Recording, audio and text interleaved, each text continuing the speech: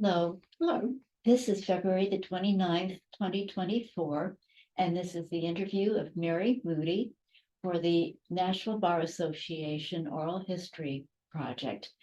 Hello, Mary. Hello, Mary. I'm glad to meet you again. And this is Mary Burrs interviewing Mary Moody.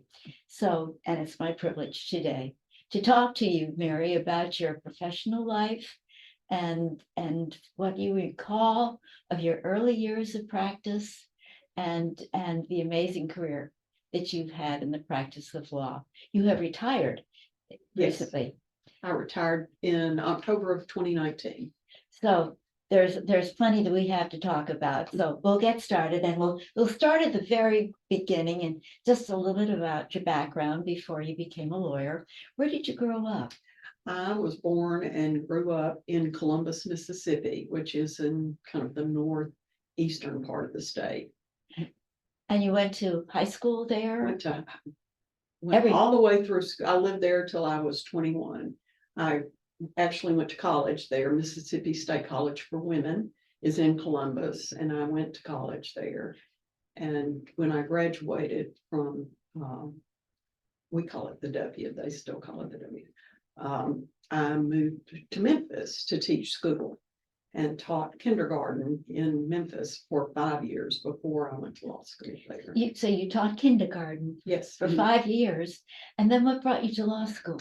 Well, I didn't like teaching kindergarten. Teaching was not something I was called to do. When I went to college from 1969 to 1973, and almost everybody I knew was an education major. And I wasn't sure what I wanted to do, and I tried different majors. And the closer graduation got, I thought, well, what I really need is a job when I graduate. And graduate school wasn't really in the cards for me financially, and really didn't know much about graduate school. And being a lawyer never entered my mind. I'd never heard or seen a woman lawyer. There were no women lawyers in the small town I grew up in. And in fact, most of the lawyers were related to each other. There were several family firms. So that just wasn't something that was on my radar.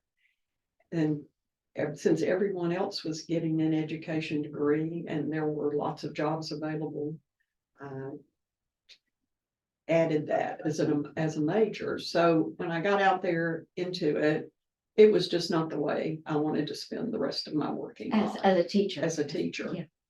And somehow got interested in law and was living in Memphis at the time and had gotten married. And the University of Memphis, it was then Memphis State University, has a law school right there in Memphis. Yes, very finally. And so I applied and was admitted. So I went. And I loved law school. I loved, with the possible exception of secured transactions, which was never my thing. I enjoyed everything I studied. Did you have a teacher, any teachers that you remember especially? Oh, everybody that went to Memphis when I did remembers Bob Banks. He was quite memorable. He taught lots of different classes, and maybe just, he may still be there, or he may have just recently retired. But he was somebody everybody knew and liked. Yeah, there's a common bond. Yes. Among all the graduates to have known him, Mm-hmm. to have had him for I guess a couple of courses. Yeah, he taught. I know he taught federal courts. That's the one I really remember taking. When you were in law school, did you have any particular direction that you saw yourself going as practicing in the future? Not particularly. I was interested in probate law, and I thought I was interested in probate law and wills and estates kind of stuff. I found it interesting to study. Mm-hmm. And I was not very interested in litigating. That just wasn't something that I was anxious to do. Didn't do moot court because it wasn't required when I was in school. But when I got out, turns out that was what I enjoyed that a lot. I went to work at a small general civil practice here in Nashville, and they did general civil litigation. And so What was the name discovered. of, what was the name of that practice? Hauser, Thomas, Summers, Binkley, and Archer. That was, all the senior partners had their name and the name of the firm. And so that was, it was a really great place to start. It was not too big, but it was, there were enough partners that you got a lot of different, got to see a lot of different styles of practice. And that was here in Nashville. is that That's right? here in Nashville. Yeah.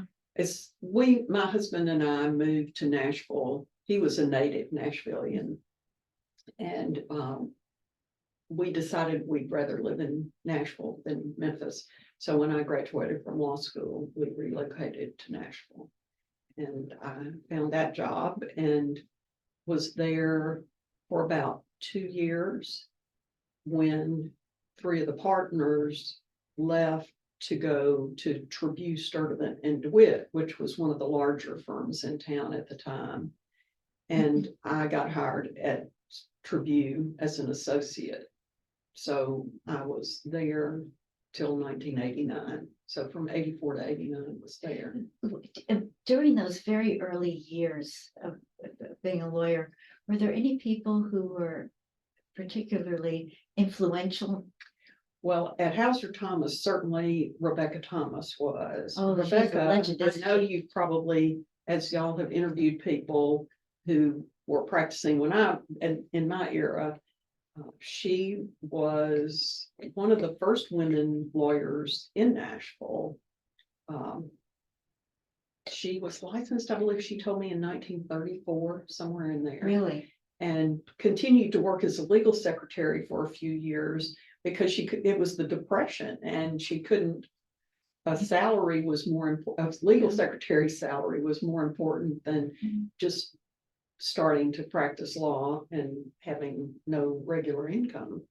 And so the firm let her start adding representation to as she worked as a legal secretary, and eventually she stopped the legal She secretary. was really wearing 2 hats. She wasn't did for a while. Yeah.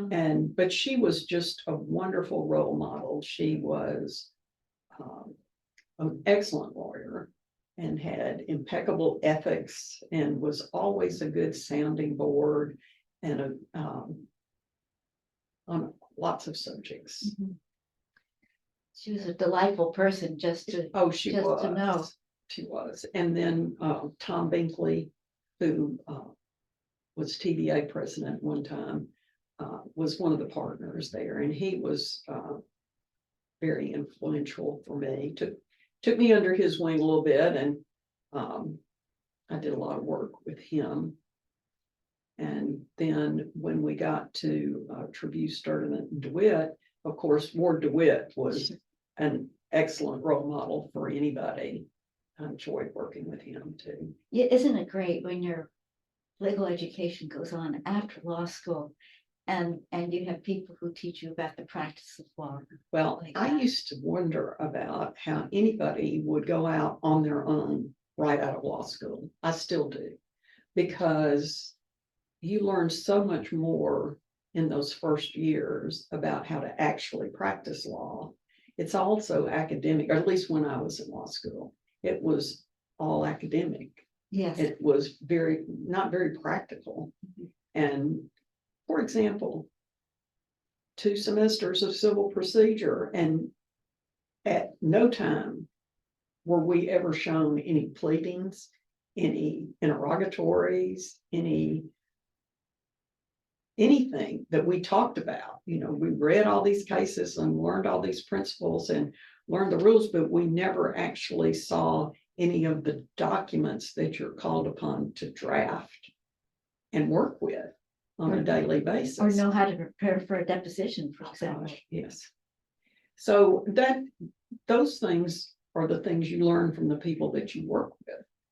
Or a really good legal secretary. Right. I had one of those too, and when I first started, and she taught me as much as pretty much any lawyer I ever worked with. Did you enjoy the practice of law when you started out? Yes, I always did. I was terrified all the time when I was new because it was so different than anything I'd ever done before. But I've always enjoyed my And- legal practice. And someone like Rebecca Thomas, who had really pulled herself up in the practice of law. You had mentioned a wonderful story about her when two gentlemen came in to speak with her. And she said that one day early on, the secretary came into her office and said, there are two gentlemen here who would like to see you. They were walk-in clients, which at the time was not unusual. And so they came and sat in her office and chatted for a little bit. And she said, I finally said to them, well, can you tell me what the legal problem is that you're here to see me about today? And they looked at her and said, well, we never had seen a woman lawyer, and we just really wanted to see what one looked like. And with that, they kind of said their goodbyes and left. She did say that when she first started going to court as an attorney, that they always assumed she was the court reporter when she came in. And that even up into the, I'd say, 60s, early 70s, even though she and the other, by that time there were more than just one or two women practicing in Nashville, belonged to the Bar Association. They didn't go to Bar Association events because they were kind of male only, the dinners and the picnic every spring. And she said when John Toon was president of the Bar Association, he called her, Miss Becky, and Gail Pigg, and a couple of other prominent women lawyers at the time, and personally invited them to come to the Christmas dinner, end of the year bar Good for him. dinner, and said, and I guarantee you that you will be comfortable if you attend. And from that point forward, they always participated. But up to that time, even though they were members of the Bar Association, women didn't go to those events. Well, and good for her for helping to change that, for agreeing to go and being part of that, and what a person to change the course of the history. She had done, she was on the Metro Charter Commission. I didn't know that. Wow. Anyway, she was a great role model. What I was going to say, at the start of your practice of law, you had some amazing people who were there to give you an example and to help you learn how you conduct yourself as a lawyer. Exactly. It was But at Trabue, what types of cases did you have? Well, again, just a general civil practice, and unfortunately, a lot of domestic cases, which I discovered I did not really enjoy. They're interesting, but they are taxing emotionally. They're the kind of case where nobody's ever happy at the end. Nobody gets exactly what they want, and they're just so unhappy. The parties are so unhappy themselves. It's not the kind of work that's pleasant to do, I don't think. I know a lot of people love it and do it. And I got into it because Mr. Binkley did a lot of divorce work. And because I worked with him, he would get me to help him on the cases. And so then when we got to Trabue, none of the associates there had ever done any domestic work but me. And so whenever there was a case like that, and only a couple of partners took them, and then occasionally a partner would take one for a good client because they didn't want to send them to another firm. Everybody would do that. They didn't want to have to send them out.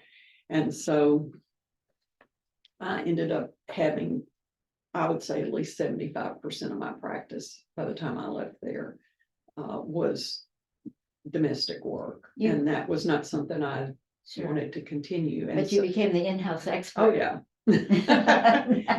And so in 1989, my husband took a job in Georgia. And so I left to go to Georgia with him.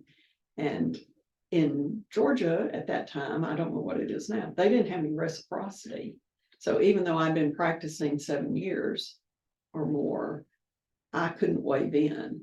And so I had to, after I got there, take the Georgia bar exam. So it'd been so long since I'd taken the Tennessee bar, and I didn't know anything about Georgia law. So I took a bar review course. We were in Macon, and Mercer University has a law school there. And in Georgia, at that time, third year law students can take the February bar exam. And so they taught the bar review course at Mercer Law School, and they taught it in the evening. And I got a job with a law firm in Macon, basically as a clerk, because I wasn't licensed, but I could do research and write memos and draft things for them and do those things. And so I did that during the day, and then went to bar review at night, and then took the bar exam. And by the time I got through the bar exam, you also had to have, when I graduated and got licensed in Tennessee, we didn't have the MPRE, the professional ethics test. And so I'd never taken it. And so I had to take that too. And by the time I'd gotten all of that done, we had decided we wanted to come back to Nashville. And I actually, after I came to Nashville, we came back to Nashville, I went back down. We were only there a year, and I had to go back down to Georgia to get sworn in. Oh my gracious. So you ended up being licensed both in the state of Tennessee and the state of Georgia. Mm-hmm. Did you ever take any more bar exams after that? No, I swore I would never. It was kind of validating, though, to know that the first time wasn't a fluke, So I got to. Of course, it was got a little boost from that. I could still pass a bar exam. Back in Nashville, what did you? So when we knew that we were coming back, I knew that I wanted a change from what I had been doing in all that domestic work. And when I was in private practice, I was very active in the bar association. Yes, I wanted to ask you about that. And through that, had gotten to know Jeannie Nelson, who at the time was the chief deputy at the Office of the Attorney General. And so I reached out to Jeannie, and through Jeannie, got a job at the Attorney General's office in the Civil Rights and Claims Division. And that's where you and I met. That's right. And we did defense, 1983 defense. Would that be civil rights? Civil rights defense for state employees and agencies who have been sued. And then a large portion of the work is tort claims defense in the Claims Commission. But it's all litigation. Has the Claims Commission been formed at the time? Oh gosh, yes. It had, all right. At that time, who are some of the people at the Attorney General's office that you worked with, or who are an influence? So Charles Burson was the Attorney General when I arrived there, and during the time I was there from September of 1990 to October of 1999, and during that time, General Burson and then Knox Walkup and Paul Summers were the attorney generals that I worked under. And Patsy Cottrell was chief deputy when I got there, I think. She became chief deputy when Jeannie Nelson left, I think, is how that went. Jeannie left to go do something. To Washington, I believe. Yeah, I know she worked with Tipper Gore on on the first Clinton campaign. Right. And that might be the time that Patsy was the deputy of the what they call the class division, which I can never remember what that stood for. Civil litigation and state services. I think you're right. Very good. I think so Patsy was the deputy there, and she was certainly a a role model for everybody. She was a great lawyer, but so much fun and Oh, sure. such a good leader. And I think that Andy point. Bennett was Oh, there. yeah, Andy Bennett and Mike Catalano was he Mike there? Catalano, These are yes. some remarkable people. Yeah, there were We went lots through the of, doors of the AG's office and Bill Carpenter was there for a while when I was there. and Kimberly Dean. Oh, Kimberly was my deputy. Yes. And certainly Kate Eiler was somebody. Oh, yeah, Kate. It's been so long. It's a What were lot of years. what were some of the cases that stand out in your memory? Well, those first few years did a lot of prisoner cases, so they all kind of run together. So those are lawsuits that inmates generally file, alleging that one or more of their civil rights. The team that I was on handled a lot of those cases. So they were interesting sometimes. I do remember one where there were a group of death row inmates who had sued because they wanted to they had just been relocated from the old main prison, which was being closed, to the new Riverbend maximum security facility. And they wanted to be allowed to have a sweat lodge. A sweat lodge. A sweat lodge at Riverbend. They had been allowed to do that. What is the sweat lodge? So it's a Native American ceremony, Right. and you build an enclosed space, kind of a hut type thing, and they build a fire and put hot rock, put rocks on the fire and throw. It's kind of like a sauna type thing, but it's a religious experience for Native Americans. And when they were housed at the old main prison, which had a much bigger open space, and they actually had a correctional officer who was Native American who was willing to assist with that.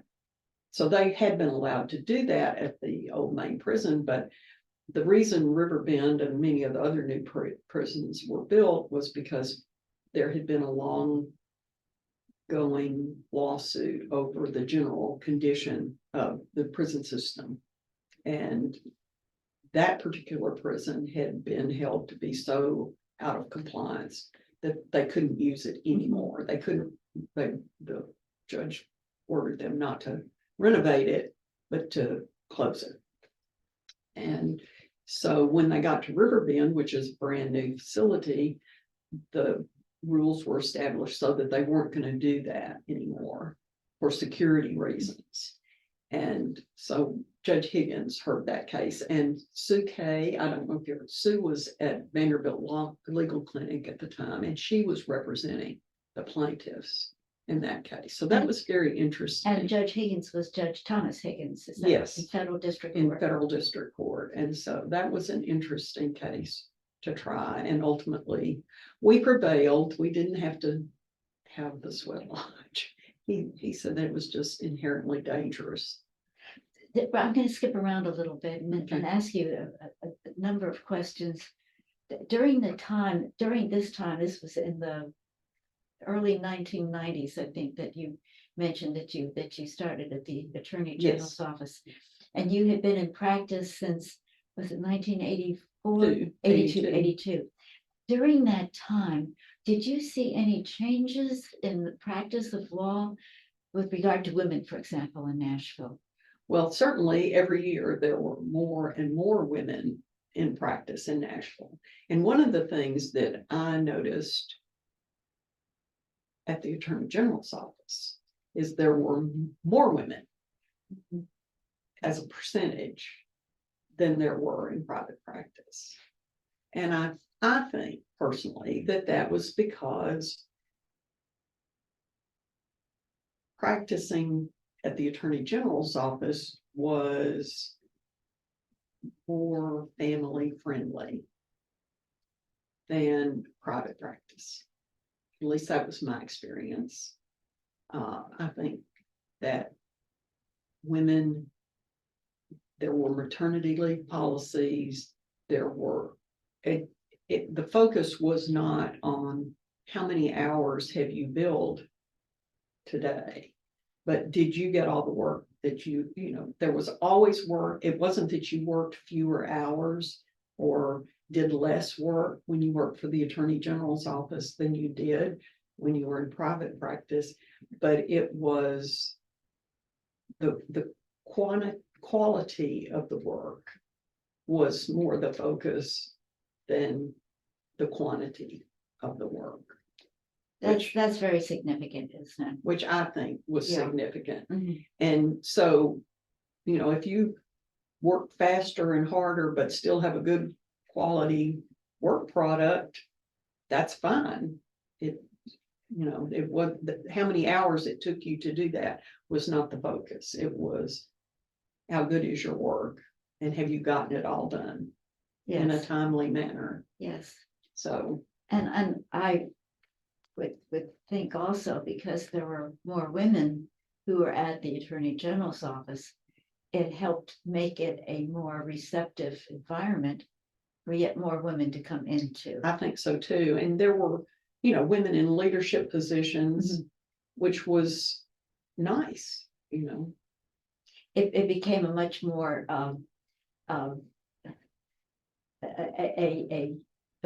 it was a much more receptive type of environment, I would think, for a woman to. I think so. I think it was easier for a woman attorney to advance Mhm. and succeed in government practice than it was in private practice. Do you think, Mary, that made an example or created an example for private firms to open their doors, or to be more to provide a quality of life for lawyers, not just for women but for men? I think that's happened. I Mhm. don't know that what was happening in government practice had anything to do with it. It's kind of been generally everywhere. Yeah, They've been forced to look at quality of life for their lawyers, yeah, men and women. men and women. Yes, Yeah. I remember when I was at Trabue, when the first woman attorney got pregnant, and they didn't have a maternity leave policy that applied to women attorneys. They had one for secretaries, but they didn't have a policy. They had never thought about, well, how will we handle it if? So this was a newly married young woman lawyer, and then she ended up having kind of a complicated pregnancy and being put on bed rest, and it wasn't just them. That was pretty much the norm Right. throughout private firms in Nashville. Yeah. It was having women in the firms was so new that they were all just figuring it out. Yeah. When I started at Trabue, Sturdivant, and DeWitt, which at the time was the third largest law firm in Nashville, third or fourth, I was the only associate that had any children. My son was born while I was in law school. He was a toddler when I went to work there. I was the only associate that had any children. And I was the only lawyer in the firm who had a child whose spouse did not stay home. Wow. So it was the start of a lot of changes that were to come, Yes. but you were part of that start. And they didn't have to do, I had my child when I got there. Sure. But as more women came to work there, they had to figure it out, just like every other firm in Nashville had to figure it out. Absolutely. And every firm in the United States is Sure. having to figure it out. Sure. It's just and now in 2024, there is a pretty good integration of most law firms in terms of men and women. It's pretty much a matter of course, both men and women practicing law And it's kind of important to step back and remember it wasn't always that way. And it took a while for things to straighten the path, or at least to make it possible for men and women to have fuller lives. Oh, yes. So a lot of changes, during that same period between the time you began your practice of law and the time you went to the Attorney General's office. Were you involved in the Nashville Bar Association? Primarily when I was in private practice, Uh-huh. I was a member of the Bar Association because everybody in the firm was. They signed me up, and several of them were very active in the Bar Association, so they encouraged that. And at Trabue also, I was a member of the Young Lawyers Division of the Nashville Bar Association when it was formed. John Tarpley and Ellen Lyle. Oh my gracious, yes. And I'm trying to think who else in the Nashville chapter. Dorothy Campbell Bell. My mind is my elderly mind. And then the Tennessee Bar Association at that time started a Young Lawyers Division too, or reactivated it. I think they had one that had kind of not been as active as it became eventually, but at that same time, Pam Reeves and many of the people sitting on the bench are having just recently retired from the bench. Lucian Para, Sarah Shepherd, those were all people that were active in the Young Lawyers, Tennessee Young Lawyers. And what did the Young Lawyers Division do? How did it start up?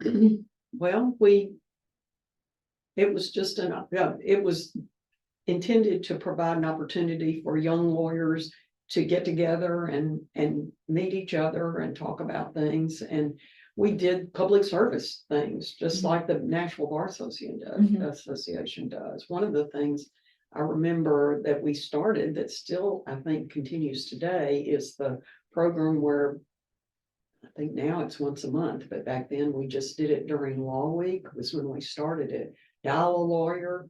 We got together a group of lawyers who would come in, and then we advertised it, and people could call in, and we would anonymously answer questions over the phone or make referrals to the lawyers referral service if that we needed to. And so we did that, did blood drives, did all kinds of things. What a great way to meet people. It was in the bar. It was. And to work with people outside of the courtroom even. It was, and especially not just the Nashville Bar Association Young Lawyers Division, but the Tennessee Bar Association Young Lawyers Division. We got to know people across the state, so that was good. Let's go back to the Attorney General's office and talk about your practice there. Did you have a lot of traveling that you did, or how did that work out for you? Well, we had geographic divisions. When I got to the Civil Rights and Claims Division, there was an East team and a West team. And then the cases that came from Middle Tennessee were divided up between everybody so that everybody had to travel somewhere. Sure. And so if you were on the West team, which I was, you were assigned cases both in the Claims Commission and civil rights cases that arose from Nashville West. And so that meant the prisons cases that I dealt with were all arising from facilities that were located mostly in West Tennessee and in Middle Tennessee. And so we tried cases in every grand division of the state. I was admitted in all three divisions of federal court and tried cases in all three divisions of federal court. Who are some of the judges that you recall from that time? Well, of course, in Nashville, there was Judge Higgins and Judge Morton. Sure. And These are Judge Nixon. Just huge names now. And in Memphis, Judge McCullough and Judge Todd in Jackson. And because I was on the West team, I didn't do as much Eastern Division work. There'd be Judge Jarvis in the Eastern Division. I knew who he was. I don't know that I ever tried it. And the furthest east I ever went, Judge Morton used to like to try cases in Cookeville. Cookeville. And Yes. so sometimes I had to go to Cookeville, but it was a case generally that Yes. was more Middle Tennessee. If you had to step back and think about those cases, were there any skills, or strengths, or lessons that you learned from what was probably a pretty sizable litigation practice? Well, I would say that anybody who wants to learn to litigate would be well served to go to the Attorney General's office, because I was in private practice for 7 years and I tried more cases in the first 6 months that I was at the Attorney General's office than I did in the whole time I was at divorce cases aside, because so many civil cases in private practice settle, and they don't settle. The settlement, as you well know, settlement of a state case is a big deal and takes a lot of work. It does. And there are a lot of processes involved. Right. And so we mostly tried things. Yes. And so it was a great play. You got lots of experience. And we did have in my division, you started out as what we called a second, and a more experienced lawyer would have a case and you'd be the second on the case. And so that was a great opportunity to learn from the more experienced lawyers in the division. But you had your own cases at the same time. And so you didn't just carry people's briefcases around. Right. It was a wonderful experience. And then eventually you became the person who had another lawyer act as a second in a case of your own. So I became what we called a team leader. So my team was a team that represented the departments of transportation and safety in civil rights cases and other civil cases, and then handled claims. So in the Claims Commission for the departments of transportation and safety. Those would have been tort claims. In the Claims Commission, tort claims. And workers' compensation claims. Workers' comp claims for people who were employed in those departments. Who were some of the claims commissioners that you remember? Well, Martha Brassfield. Right. And Commissioner William Baker. Yes, and Commissioner Murray. Commissioner Murray. Yes. Because my cases, I didn't have so many in Eastern Tennessee. Yeah. But those would have been. I did a little bit of claims work in Eastern Tennessee, but mostly. Those would have been names that would go down in the history of the Claims Commission. Yes. Can't think of, there was a commissioner up in Upper East Tennessee. There's Commissioner Michael Lacey. That's who I'm thinking of. So I never tried anything in front of him because he almost never tried anything. Well, it was very interesting to do Claims Commission cases. They certainly gave you a variety of tort claims to sharpen your teeth on also. And on our team, the variety was not so great, because when you're talking about the divisions representing the Department of Transportation and the Department of Safety, the bulk of those cases involved automobile accidents. So with the Department of Transportation, frequently it was a complaint that alleged that there was something about the construction of the roadway that caused the accident. Either they didn't do something they should have done, or they did something they shouldn't have done, and that sort of thing. Guardrail, should have had a guardrail, had the wrong kind of guardrail, had the wrong sign, should have had a different sign. From the time you started law practice, or you came into the practice of law, to the time you finished at the Attorney General's office, that would have been about 18 years of law practice by that time, wouldn't it be? About like that. I guess so. Yeah. But my point being, from that you- from 82 to 99. Oh, No, no, yeah, 99. okay, yeah, almost getting on to 20 years Mhm. of the practice of law. You were a very experienced lawyer, and had by that time practiced in a number of areas of litigation, and had taken on some pretty significant cases during those years. When you left the Attorney General's office, it was for what purpose? So, as I said, one of my clients was the Department of Transportation. Mhm. And the Department of Transportation had for many years the same general counsel. Nobody could remember them ever having a different one. Really? And he retired, and a lawyer that had been at the Attorney General's office was hired over there now.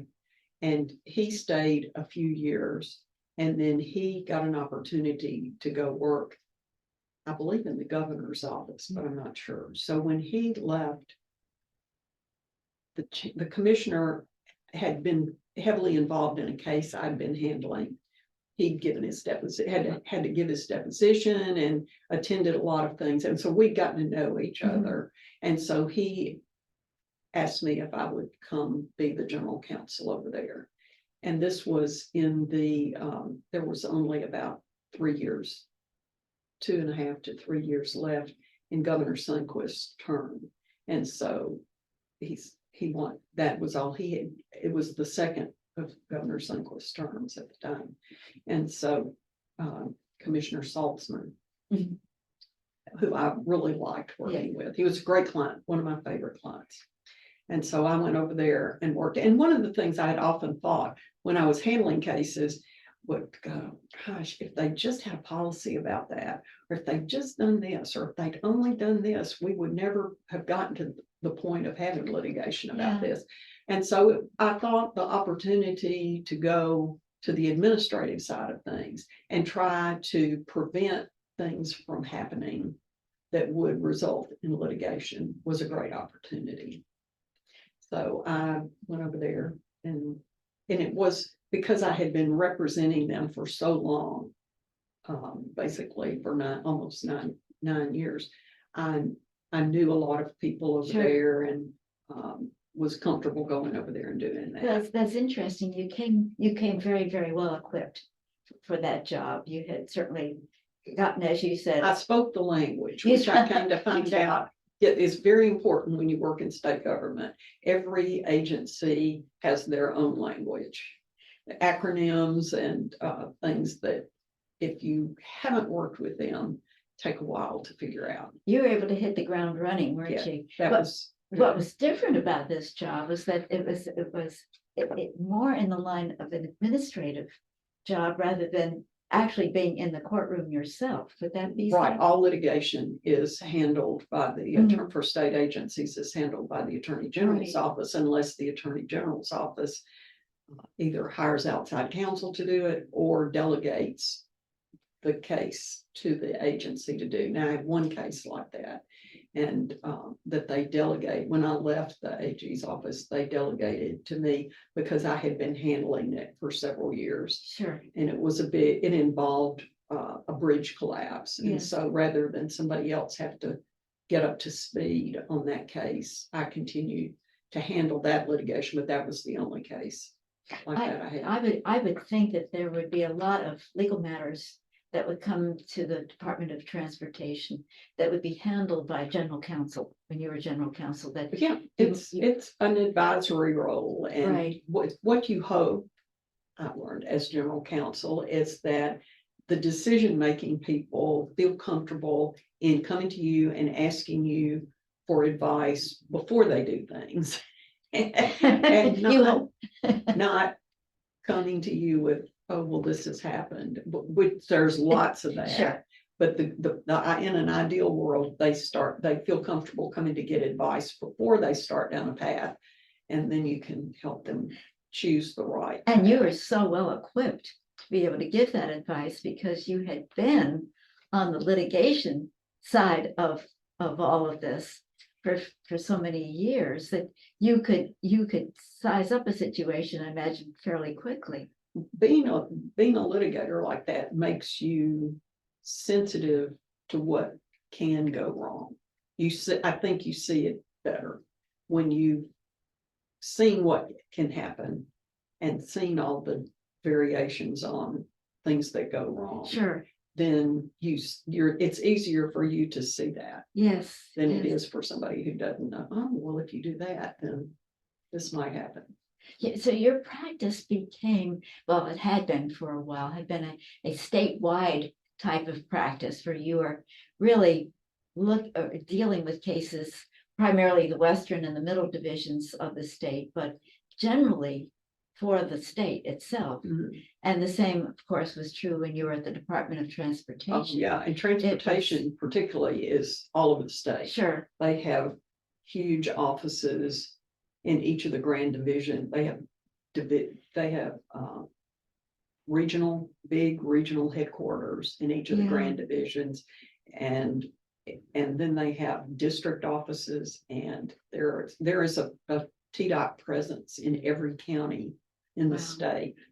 So even if it's just a garage where they keep maintenance vehicles and salt for the roadway. So I have been all over the state with them from one corner to the other. To this day, when you travel on I-40. Oh, I used to call, I had people on speed dial, and if I'd see signs or something that weren't right, or a contractor out there doing something that they weren't properly signed, I would call back to the closest headquarters office and tell them what I saw, and they'd send somebody out to fix it. You were a good general counsel. You were very good. I was in Nashville one day and crossing the bridge over 65 that's near 100, that's Sidco. I think it's sure. I think it's Battery Lane as Right. it goes across there, and it's named the Stedman Lee Bridge.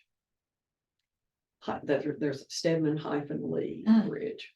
And so one day I drove across it and I saw the sign and it said Stephen D. Lee Bridge. And it was great. It looked like a regulation TDOT sign. So I called the office and I said, I think you need to send somebody out to check that sign because I think somebody has changed it. And they sent somebody out and called me back and said, you're right. It was like a big sticker that they had made to put over the sign that was there. And the reason I knew it was wrong is because I graduated from Stephen D. Lee High School and I knew that he was a Confederate general. And this bridge is near that controversial statue of Nathan Bedford Forrest. You can see it from this bridge. The famous statue that I guess is no longer there. I don't know anymore. It used to be on my radar all the time when I was at TDOT because people were complaining about whether there was shrubbery in front of it or should there be shrubbery in front of it. Or, nobody was happy. But anyway, the Lee part of I don't know who the actual Lee was that was on there. It may have been him, but Stephen D. Lee was an obscure Confederate general from my hometown. But you and there was absolutely no reason for that bridge to be named after him. And so I knew that was not right. Speaking of bridges, and I'm jumping, I hope that whoever's listening to this will understand the chronology of Maybe all the this. editors will do a really good job. But going back very briefly, though, to your time in the Attorney General's office, and speaking of bridges, you handled a pretty significant bridge collapse case, did you not, at some point in your time? We had a bridge that was being constructed. It was not a completed bridge. It was that's right. About 50 to 60% complete. over the Tennessee, it was over the Tennessee River Yes. in southwest Tennessee. State Route 69 was gonna go Oh. over it. Near Bolivar and that? No, south of there, Oh, okay. near, oh, there's a prison down there and I can't remember what it is now. At Fort Pelham? No, No, Fort Pills whatever. North. This Okay. was down near the Tennessee, Mississippi state line. Sure. And Near Corinth? yeah, it's Corinth? it was north of Corinth. Yeah. But anyway, it was under construction and it fell, it collapsed. And so there was litigation among everybody involved over why it fell and who was responsible for its falling and who was going to pay to build it again. Yeah. And the bridge was, the litigation lasted longer than it took to get all the stuff out, redesign the bridge and build it And the and litigation, open it up. and the litigation was still The going on. litigation was still Oh, going my on. goodness. Well, I'm going to jump back down to the Department of Transportation and your time there as general counsel. And ask you this, while you were there, you mentioned that you were from one end of the state to the other, I guess, in terms of what were were there lessons that you learned during that time as general counsel of a large department like that? Well, I learned that you have to develop relationships with your clients Yes. if you want them to come and ask you for advice before they do things instead of after they do things. Yeah. And that's critical. And so I think that I learned how important that was there and had a head start on doing that because I had a certain level of trust there because people were used to seeing me. You know, I'd been to depositions with a lot of folks and was over there on different cases in and out for years. So I wasn't somebody they didn't know anything about. Sure. And the reason I asked that question was that your career, your time in practice included other departments in which you also acted down the line, acted as general counsel. Yes. So When I left, as you know, working in state government, things in state government revolve around administrations. And when there's a change in administration, there are changes in departments. And so at the end of the Sundquist administration, when Governor Bredesen was elected, we had a big case when I was at TDOT that involved, we were the defendant in, the department was the defendant in a case brought by TDEC about environmental concerns. And TDEC being the Department of Environment and Conservation. When you know that silt and runoff are pollutants, you can imagine that road work is very high on the radar of the Department of Environment and Conservation. And so it's been so long, I couldn't tell you exactly what all that was going on, but it was a very important case. Sure. And we had hired outside counsel to help us with that because it was very specialized work. And the Department of Environment and Conservation was represented by the Attorney General's office, and they were the plaintiff in the case. So the Attorney General's office couldn't represent the Department of Transportation in that case. So we had to have outside counsel. And Bill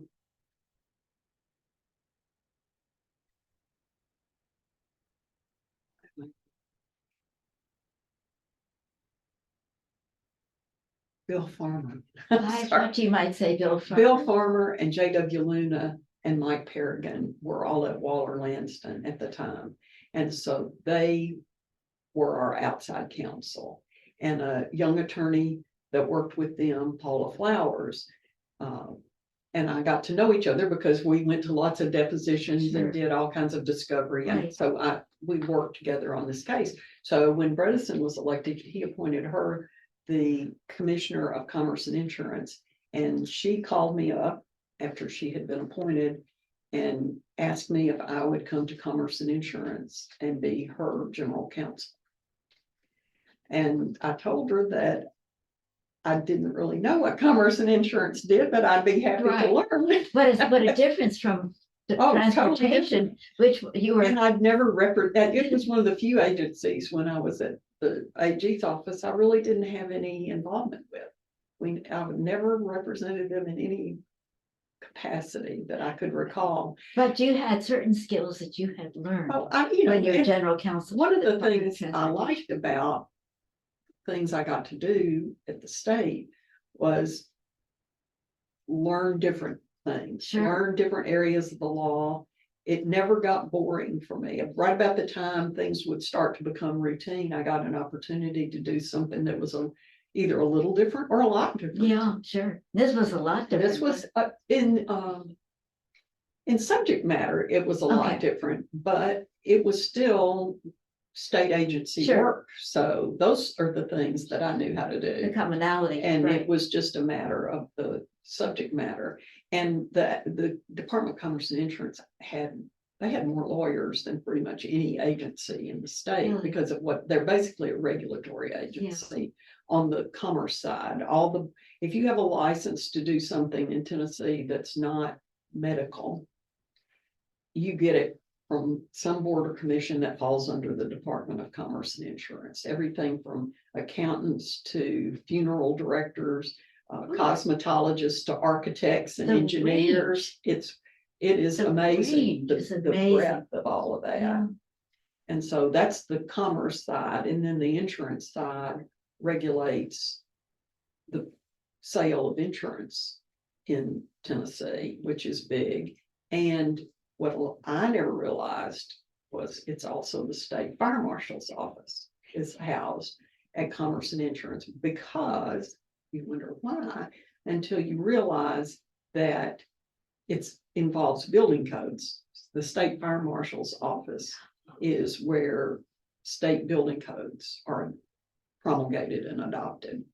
And that's very relevant to insurance. Mhm. For homeowners insurance and commercial building insurance. So building that makes more sense when you think about it that way. Wow. And Was this daunting when you? oh, and you talk about another language, that I had to learn another language to go to work over there on the insurance side, particularly. The acronyms were just overwhelming, and all the different agencies and groups that they work with, and then each one of those licensing boards, they've got national groups and all. And so finally I had a little cheat sheet that helped me learn what everything meant. What were some of the issues that came to you as general counsel there? Well, one of the very first things that came to me involved the state retirement system, because there is an optional retirement system that primarily was there for higher education employees, Right. the ORP, they Yeah. called it, because historically, higher ed employees wanted to be able to have something a little more portable than the TCRS system, because they move around, Sure. and leave the state. Sure. And so there were investment products through TIAA CREP Mhm. that were available for higher ed employees through the ORP to have as their retirement plan. Yes. And so then, because higher ed had started to change and people were staying in one place longer Mhm. than they used to, and because the Tennessee Consolidated Retirement System is outstanding in the world of retirement It systems. is to this day. A lot of people who had taken the optional retirement plan saw, maybe I'd really rather be in TCRS. And so there was some legislation that was enacted that would allow them to change. But they had signed investment contracts with TIAA Craft, and they didn't want to they said, we can't let you out. The contract says your money is here for this amount of time, and that's how this product works, that you commit your money for X amount of time, and that's how we do what we do with your money, and we can't let you out. And so they asked, well, this is an annuity as an insurance product, and they wanted us to opine in some way about whether or not TIAA Craft had to let them out. But a statute can't affect an existing contract, right?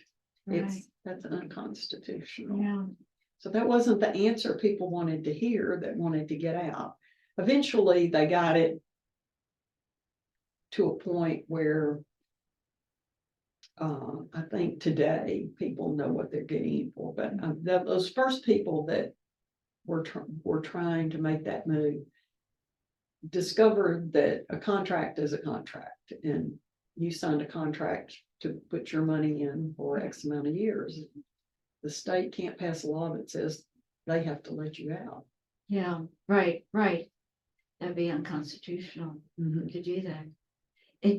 But looking back, I just want to stop for one moment and say, just looking back over the years that you've practiced law up to this point, doesn't it seem amazing to you what you learned, not only just in terms of the nitty-gritty of certain areas which you became much more proficient, like transportation, for example, but just in terms of your skills as a lawyer in being able to give advice as well as to litigate? Just thinking back over these years, isn't that remarkable to you? Oh gosh, yes. I think about what I thought I was capable of when I graduated from law school, which was not much. We're all terrified. When anybody who's got any sense is terrified when they graduate from law school. What now? And I've done so many different things. Right. I think people, I have a lot of very diverse information in my head because of that. And I go, well, I used to do this. Well, didn't you used to do that and this? What a remarkable career you've had, just in terms of the range of situations in which you found yourself practicing law. Even just doing litigation, I found that you learn so much. Every case is a little different. True. And you have to learn about whatever your case is about. Sure. If it's, did we kill these goats with our spray on the side of the road? And you learn about goats, and you learn about the effect of insecticides on the goats. you come away with a lot of miscellaneous information. But in private practice once worked on a case about and learned that there are people this was literally 40 years ago, so I don't know if this still works or not. There were people who collected blood and body parts and serums from animal processing plants, and then resold that for medical purposes. And we got the case because this stuff was stored somewhere, and the storage that they were renting, the power went out. And it spoiled all this stuff. So the people who had this business were suing them. So we had to learn about, well, Sure. what do you do? And why is this stuff valuable? And because it was, and that's amazing. And that was particularly the way things were in the Attorney General's office when you were handling a number of cases with a range of remarkable facts. Oh yeah. It's there, you can't make some of that stuff up. Do you think if you had stayed in private practice that you would have I'd have been gotten doing divorce work till the end of my life and not been very happy doing it, I think. Yeah, that's what I was wanting to know. You get What a different, pigeonholed. what a different career you had from perhaps what you even imagined. Yeah, couldn't you? I'm so glad that, I mean, I'm very Yeah, but- grateful to the people that Sure. hired me and trained me and what I'd learned from them. But I'm glad I made the change to Yeah. state government because it opened up a lot more opportunity for And me. we haven't even finished with all the opportunities, but just to step back for a moment and look at where you had been and what you had experienced and what you had learned up to the point where you were general counsel at Commerce and Insurance. That's a remarkable career just in itself. What you had experienced. And how long did you stay at Commerce and Insurance? I was there for 8 years, both terms Wow. of the Bredesen administration, but at the end of the first term, Governor Bredesen appointed a new commissioner for the Mhm. second term Mhm. of Commerce and Insurance, Leslie Newman. And she asked me, one of the deputy commissioners had left at the end of that term to go into private practice for himself. And because he was a lawyer. Mhm. And she asked me if I would move into the deputy commissioner position, and then they hired another general counsel. So here's yet another phase in your career, Yes, your legal career, and it's expanding beyond the boundaries of just your legal career as in your new position. and it was being assistant commissioner, deputy commissioner, not assistant, was interesting too, and it was more. It was way more administrative. Mhm. You know, I Mhm. wasn't doing much legal work at all. It was more administrative and dealing with legal issues, certainly, but you know, that was not, we had a general counsel for that. And I did a lot with legislation. I did bill review and wrote. Did you find yourself going over to the Oh General gosh, Assembly? yes. Yeah, that I was gonna say that was a big part of what I did there was work with the General Assembly on behalf of the department. Wow, that was a full course of. It was because of so what people that don't work in state government don't know is that during the legislative session, the governor's office looks at all the bills that are filed and assigns bills for review to various departments. They decide who is supposed to look at various bills and then report back to them, usually within 24 hours, about what the department sees the impact of the bill to be, both substantively and financially. Yes. And so because of the breadth of the work that the Department of Commerce and Insurance does, they get more bills assigned to them than pretty much any other state agency. So it's, you know, we would get the bills in, we send them to the various attorneys we had all the attorneys in the legal office working on bill review constantly during the session. So, and then they'd have to come there, they'd draft a bill review, and then it would come up and I would review it, and then we'd finalize it and put it in the system and get it over to the governor's office. Would you be also the one who would go up to the I legislature? frequently had to do that. Yeah. But we were so specialized in different areas that we sent people, for example, if it was a bill affecting the licensing of cosmetologists, the person who ran that program would go over to and answer questions about it if need be. Wow, that was a remarkable job though that you had. I learned a lot from those people about Bet you did. all different kinds of things. I bet you did. And I bet you had to answer questions very quickly about some of those. Well, what you have to learn to say is, I don't know. You know, I learned very early on that it was much better to be truthful and say to anybody, a judge or anybody else who's asked you a question, if you don't know the answer, I don't know. And I used to tell witnesses that all the time, preparing them for a deposition. It's okay to say, I don't know, if you don't know. Mhm. That is so much better than speculating incorrectly. And so the best thing to say is, I don't know, but I can find that information for you.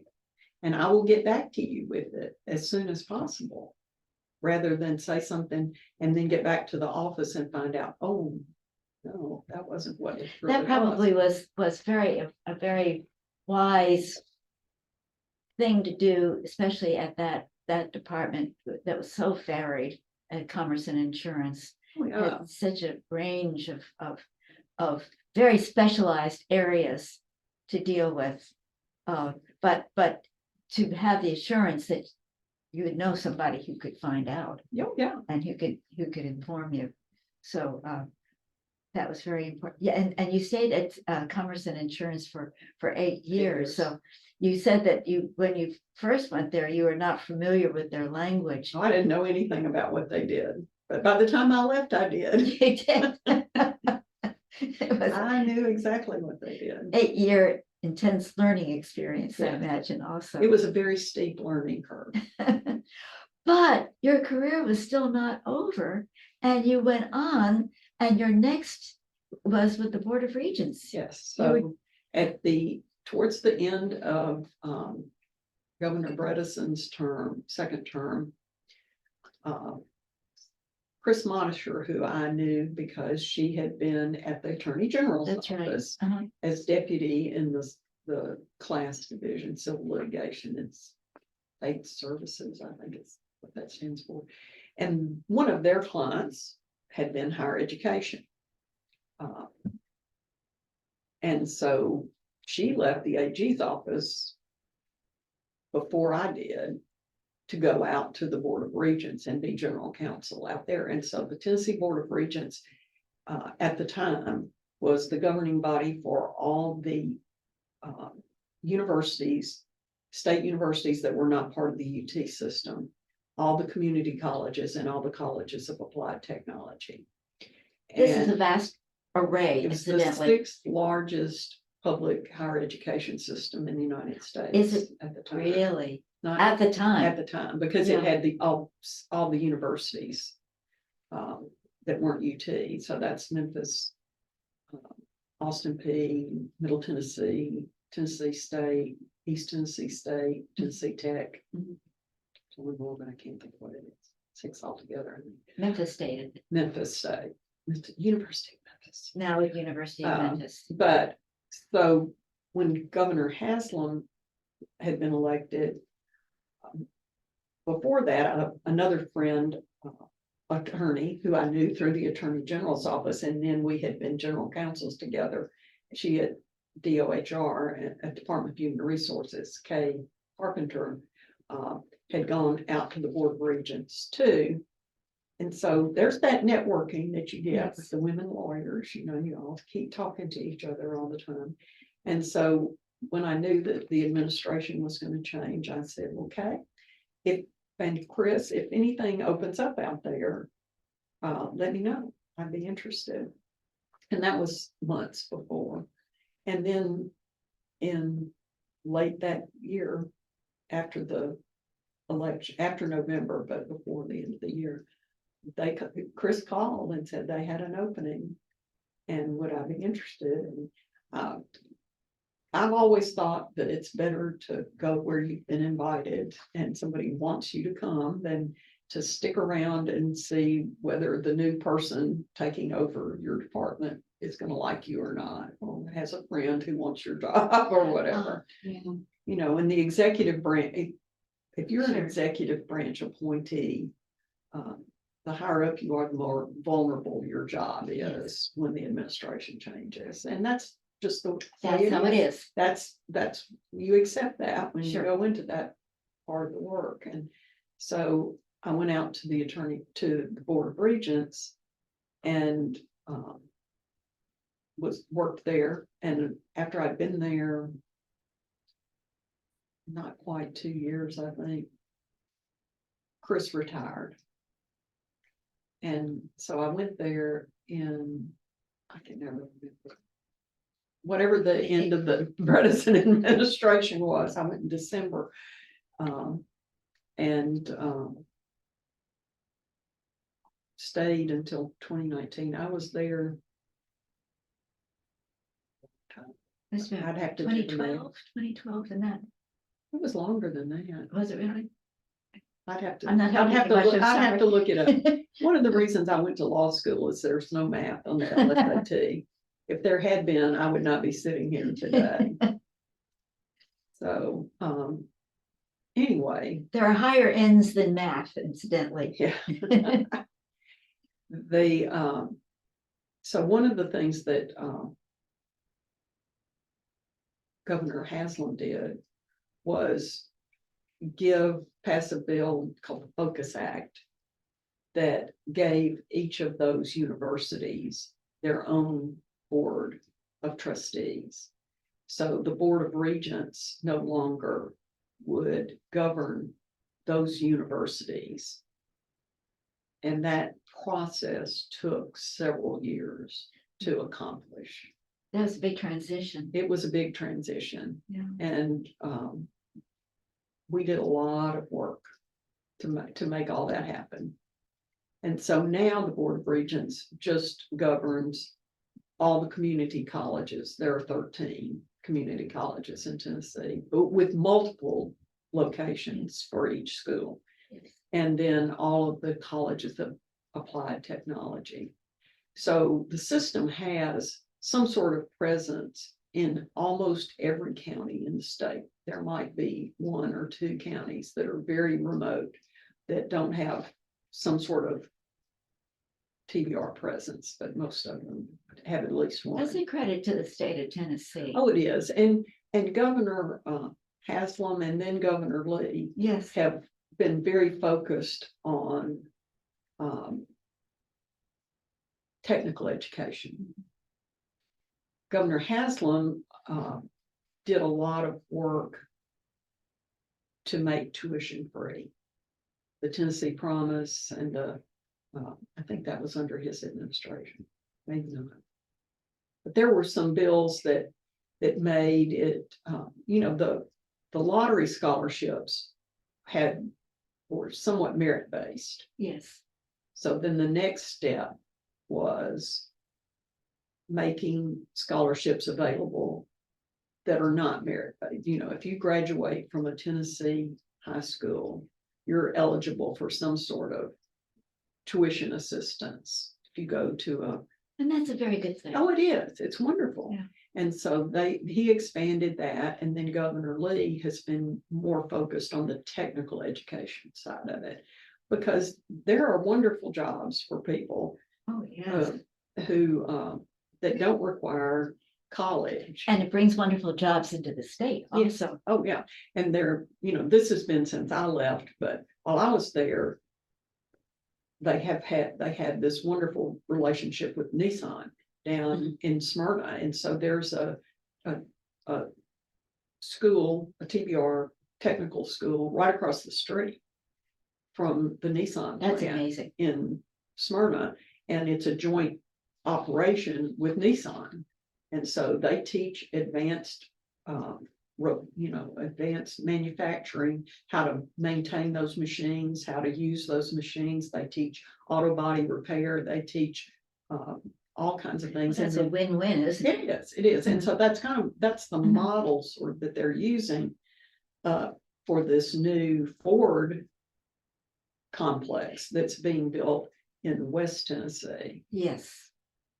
Well, So there's it, and that's one of the best things about working for the Board of Regents, I thought, was seeing the work that they do and how they literally changed people's lives. They changed the state of Tennessee. Changed the just in terms- state, but the board meets quarterly, and they brought in almost every board meeting, at least one student to come and talk to the board about how some program that they went through, the TVR offers, impacted their lives. And it's amazing, the things that you see. You have good reason, Mary, to be proud of each of the jobs that you held, and jobs in the state, the AG's office, and then at transportation and commerce and insurance, and then at the Board of Regents, and of all of that, what would you say you are the proudest of? If I don't if you think can there's- even answer that I question. really can't answer that because all of it, I think. I think that working for state government gets a bad rap. And so I think whatever I did in state government, it was helpful to people. And I'm proud to do that. And I think that that's very, very well taken. Helpful to a lot of people. When Absolutely. you practice law, you're helping Right. one person at a time. Generally. Sure. You're representing a person Sure. or a family. And that's good. And that changes their life. But when you work for the state, especially when you work in either passing laws that help people, or interpreting laws, or delivering services that help people, you're helping a lot of people.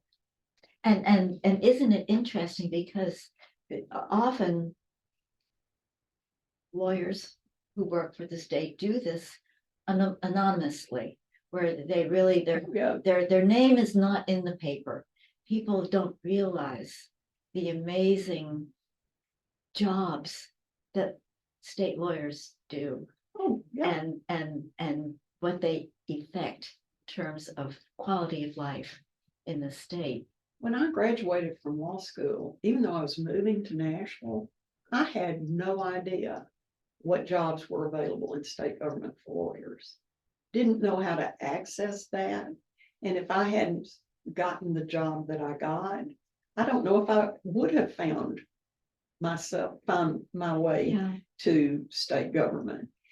And it was through the Nashville Bar Association, my work at my activities with the Nashville Bar Association, that I came into contact with John Tarpley and Jeannie Nelson and other people who worked in the Attorney General's office, and learned about that. And that's how I got over there in the first place. Isn't that interesting? It's a feather in the cap, not only your cap, but for the Nashville Bar Association. It shows what kind of work the Nashville Bar Association does. That you might not see it in the Nashville Bar Journal, but it's an important function Sure. that the Nashville Bar Association Those carries out. connections that you The make are connections. very important. Right. It makes every boat rise, doesn't it? And I don't, nowadays there are so many lawyers in Nashville. I don't know how people get to know each other. And there's something to be said for knowing each other. I think it is more conducive to civility and Oh, yeah. politeness. I hear so many people talk about how, and I've practiced long enough to see it happen. The level of adversary, I can't even say it. People are much more adversarial. Lawyers are much more adversarial than they used to be. You always represented your client well, but every issue was not life or death. And people were much more accommodating and willing to work things out Mhm. than I think they are today. And it's interesting, Mary, and this is all big plug for the National Bar Association, but well deserved. that the National Bar Association had its own little code of conduct, not a little, Yeah. but its code of conduct of how you treat each other as lawyers, how you treat each other in the courtroom and also on the phone in Yes. your office. And that had a lot to do with the whole nature of practice in Nashville, that people could be collegial. Yes, they'd be vigorous in their practice of law, but at the same time, they could be professional toward each other.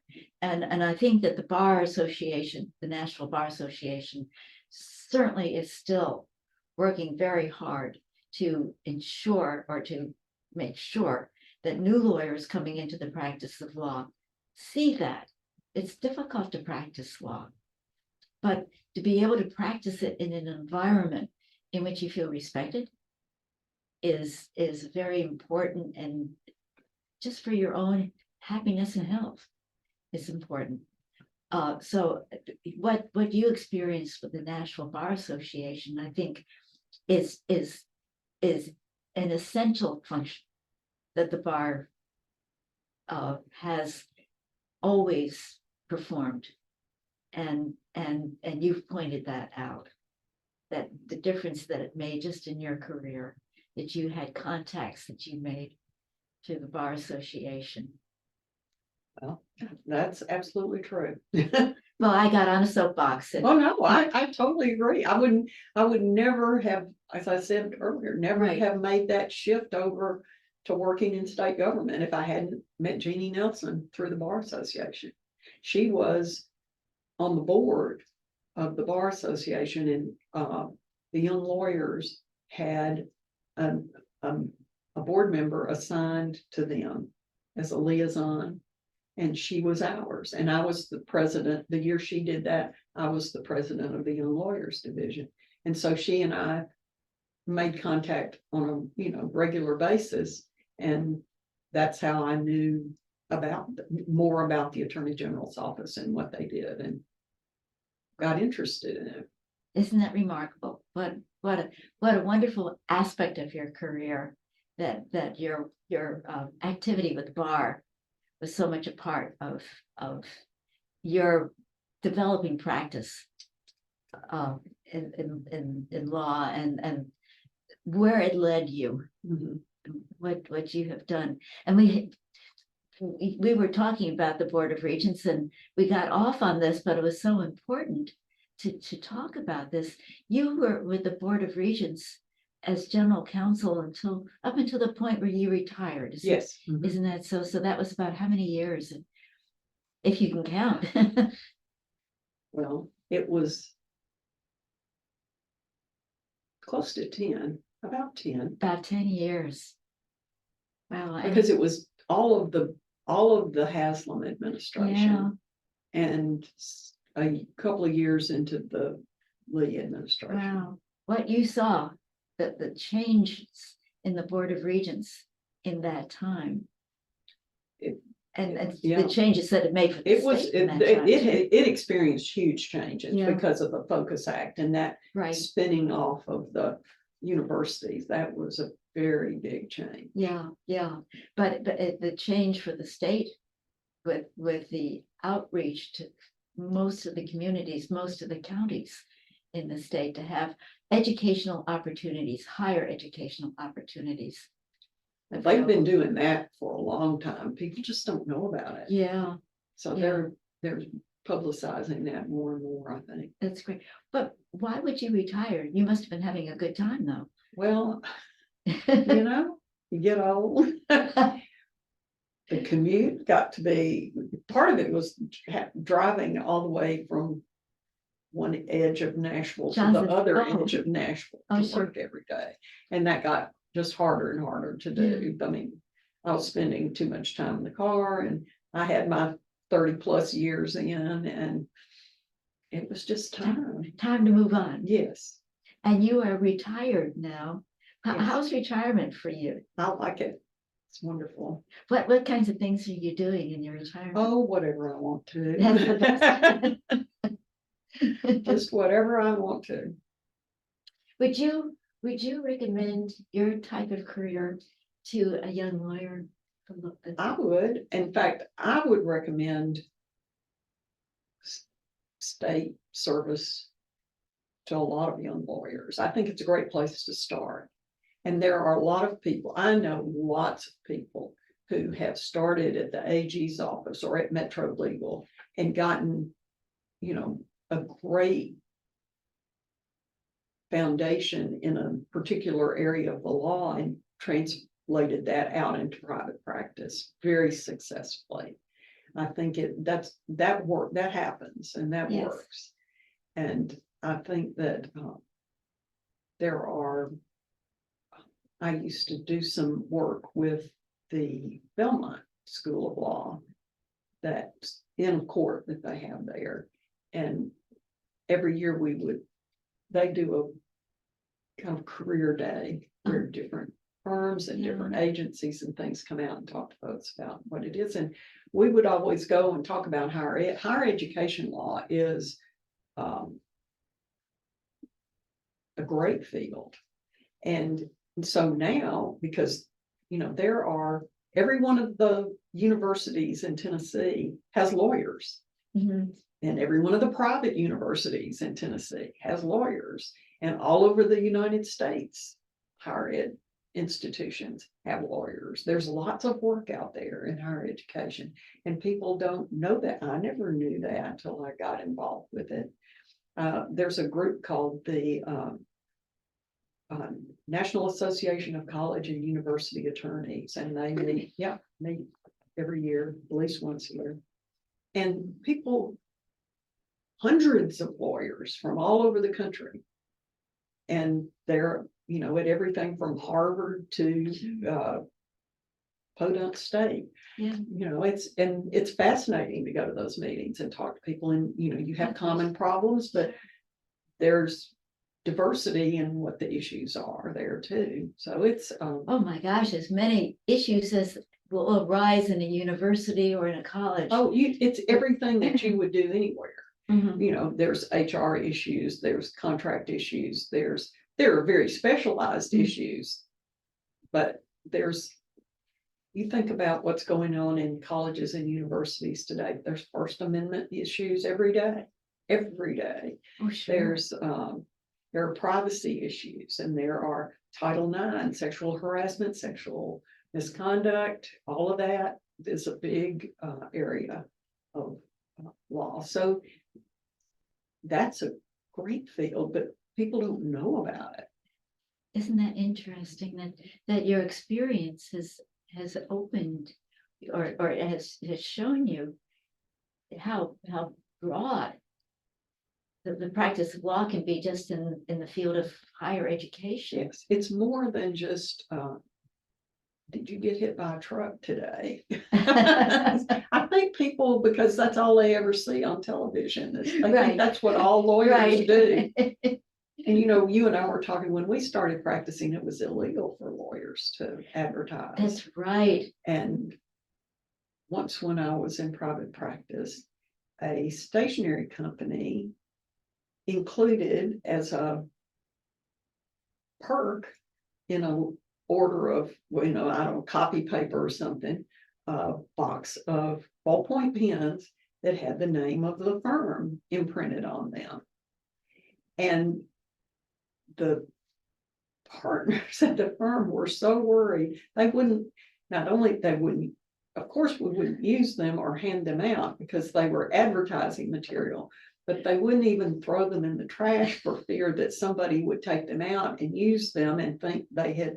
So they made somebody who worked in the mail room scrape the firm name off of every one of those pens before they went in the trash, because it was so unacceptable to advertise.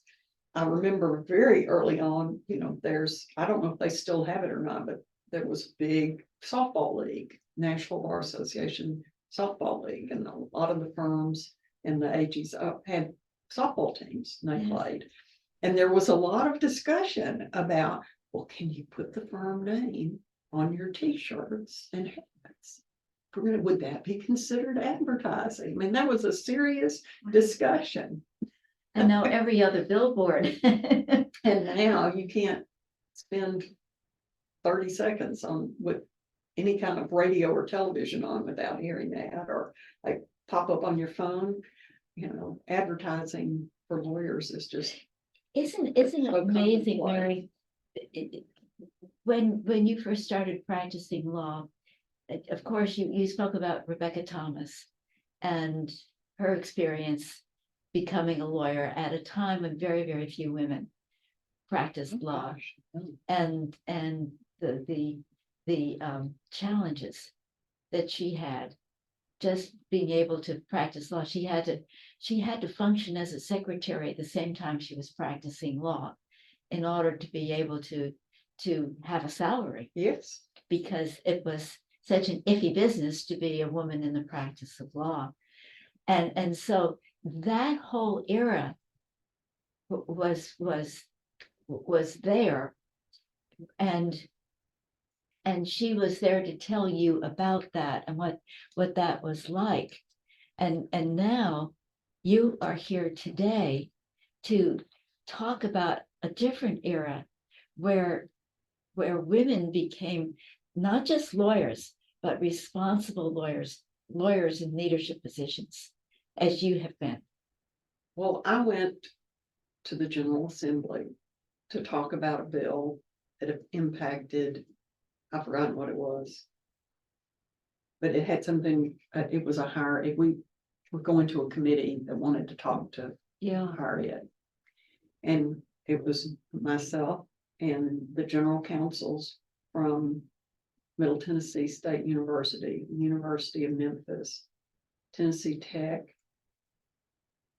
and one more, all women, everybody at the table were the women. Isn't that remarkable? Isn't that remarkable? And it didn't even register with us till later. Somebody said, you know, I looked down there and saw all those women and was so impressed. I thought, well, you hadn't thought about that. we hadn't thought about it. It was so routine You were so for us focused. to all be Right, together. Yeah. right. And then we haven't even talked about technology. Can you imagine when I started Oh, my gracious, practicing, and of course. there were no computers, no cell phones, nothing. It was all our research was done by hand. The law library. In the law library. You had a secretary who they liked for us to use the dictaphone and give the tapes to the secretary. And I don't think that way. And so I would write everything out in longhand on my legal pads and then read it into the dictaphone and give the tape to the secretary. And then I had one who didn't mind me just giving her the legal pads. She would type from the legal pads. And we talked about putting briefs and things together and making revisions. And the cut and paste feature on the computer is really named for what we used to do, which is cut things apart and move the paragraphs around and then tape them back together. Isn't that amazing? And so, and I loved when we started using our own computers. I loved that because it was easier for me to work that way. I edit as I go. So I type and then see something and go right back up and change it and edit it. I love that, having that ability to do that myself. But well, yeah, and it's so different than what we started out. Right. And when I got to the Attorney General's office in 1990, we had a Wang computer system, and I'd never had any computer system before, so this was all new to me. And they had these little bitty gray and green screens, and I guess it was a mainframe. You know, it was all you had in your office was just the screen and a bunch of wires. Yes. And everybody's storage was all in the same place, and it was so even outdated at the time I got there that they were constantly running out of space. And we'd get these phone calls to the divisions that would say, you've got to go in, everybody go in right now and delete everything that you can, because we're getting close to maximum storage. And if you don't get those things out of there. It'll just randomly delete whatever it wants to make space. So that was interesting. What a difference even in that technology. And now we just put everything on a little thumb drive and Right. carry it around, carry your Right. computer in your Exactly, bag, on exactly. your phone. It's just Exactly. amazing. It Those is. cell phones. And Can you and imagine? it's made the practice of law a much faster moving. Oh, yes. All that day. electronic filing. When I first started practicing, if you filed a brief in the Court of Appeals, Sixth Circuit, you had to have it printed by a printer in Cincinnati. So whatever your filing date was, you had to have your brief ready weeks before that, because it had to go up to the printer, and then the printer would print it, and they were printed in little booklets that had either a red or a blue cover, depending on which side you were, and they delivered them to the Sixth Circuit, I think. And not to mention the appendices that you had to prepare. Gosh, yeah. It was such a huge And transition to electronic filing, and it just made a difference in the whole procedure. yes, it was. It's so different. It's just really, really different. And when I first started practicing, there were always the rules of civil procedure for us. But one of the partners at the firm used to always refer to them as the new rules. The new rules, under the new rules, and they had been around Sure. forever and ever. Right. When I went to Georgia, Georgia has one of the largest codes in the country because it's so old. You know, it's one of the original 13 colonies. Original 13. And everything that would be chancery type law here is codified there. And so the code is just huge. And when I was there, they had just changed publishers of the code about 2 years earlier. And the new publisher renumbered the code. So every lawyer and I was in Macon, every lawyer in town had 2 complete sets of the code, because they were used to using the old code and they knew where everything was, and they would just do their work out of the old code and then convert the citations and everything into the new code, and they kept it there, but they never used it. They always used the preceding version of the code to work out of. Isn't that amazing? I didn't know I didn't know that could happen. I didn't. That's just amazing. And I understand you changing publishers, but letting the publisher renumber the code, I thought that was unusual. the time that lawyers took in that process of translating from one code to the other, and the time that lawyers have taken in cutting and pasting. What a different world it is today from that. It's lots easier. Right. And now everybody's got electronic forms, and they just pop one up and fill in the blanks and, turn it into their own document. Well, but it just shows you, there is a move towards artificial intelligence, but there is a point where the human mind is so important of talking, communicating to another human mind. And so much of the practice of law has to do with that communication between one mind and the other. And I wonder how far artificial intelligence can ever go in replicating or improving on that wonderful communication of human minds that the practice of law involves.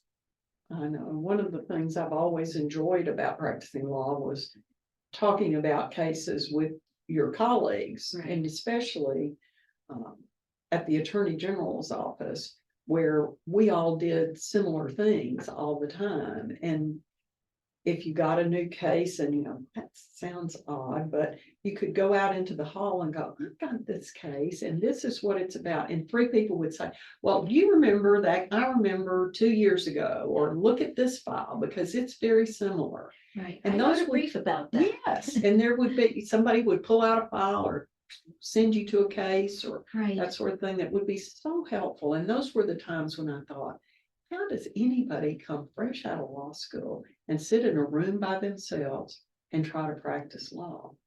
Because you really need those Right. more experienced Right. people Right. to Right. help you actually learn how to practice Right. law. Right. And how is it that someone like Rebecca Thomas, for example, the struggle it was for her to practice law without any mentors, without any. Well, I think she would tell you that she had mentors there at the firm. She didn't, it just didn't have women Yeah. to share, but she always spoke very fondly of Judge Albert Williams, who was the judge that he was not practicing when she was his secretary. I mean, not on the bench, Yeah. but he had been on the bench. And she just was very fond of him and said how much she had learned from Judge Williams. And